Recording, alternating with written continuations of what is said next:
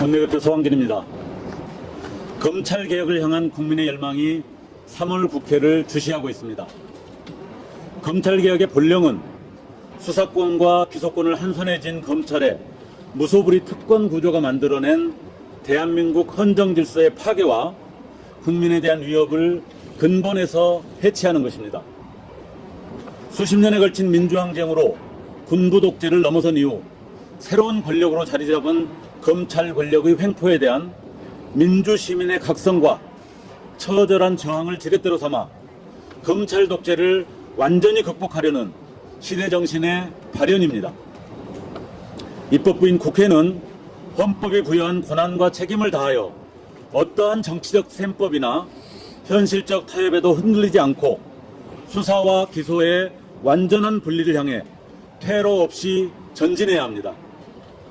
그러나 민주당이 당론으로 채택한 정부의 검찰개혁안은 여전히 그 본질적 목표와 시대적 요구에 못 미치는 한계점을 드러내고 있습니다. 개혁의 깃발을 들었으나 그 깃발에 쓰인 내용은 여전히 기존 검찰 권력 구조와 매우 유사하기 때문입니다. 국회는 검찰개혁안이라 명명할 수 있는 최소한의 자격을 갖춘 법안을 국민께 보고드릴 의무가 있습니다. 조국혁신당은 정부의 검찰개혁 수정안에 대해 다음과 같은 문제점을 지적하고 수정 보완을 요구합니다. 먼저 공소청법입니다. 첫째, 공소청은 대공소청, 고등공소청, 지방공소청의 3단 구조를 갖출 하등 이유도 명분도 없습니다. 여타의 행정부 산하기관과 동급으로 확실히 개편해야 합니다. 둘째, 공소청 신설 이전 수사 개시 사건에 대해 최대 6개월간 공소청 검사가 수사를 이어가도록 하는 부칙을 삭제해야 합니다. 이 부칙에 따르면 올해 6월 지방선거 사범에 대한 수사는 공소청의 수사 대상이 됩니다. 공소청법 시행 이후에도 공소청의 수사권 연장 및 직접 수사 인력이 공소청에 계속 유지되는 것은 심각한 문제입니다. 다음은 중수청법입니다.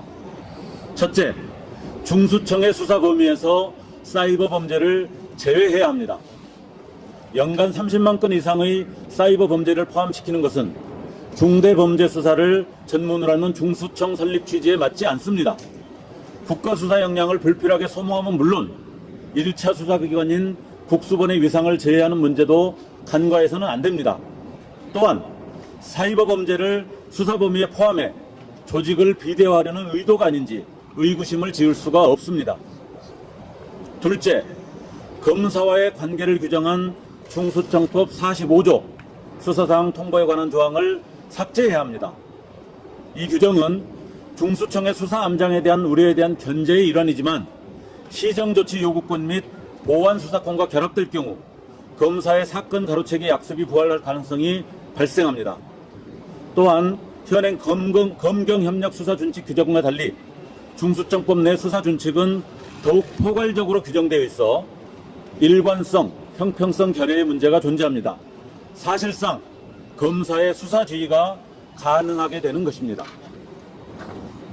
끝으로 정부와 민주당은 검찰개혁 2단계의 전개 시점과 관계없이 형사소송법 196조를 삭제하고 보완 수사권을 인정하지 않겠다는 입장을 국민 앞에 명확히 공표하십시오.